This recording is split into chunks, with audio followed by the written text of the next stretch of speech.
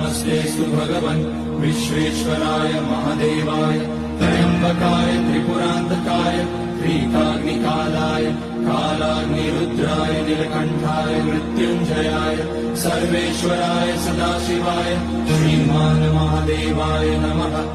ॐ नमः शम्भवाय च मयोभवाय च नमः शङ्कराय च मयस्कराय च नमः शिवाय च शिवतराय च।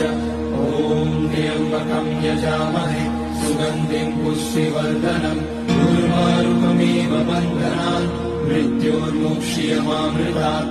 नागेन्द्रहाराय त्रिलोचनाय भस्माङ्गनाय महेश्वराय नित्याय शुद्धाय दिगम्बराय तस्मै नकाराय नमः शिवाय।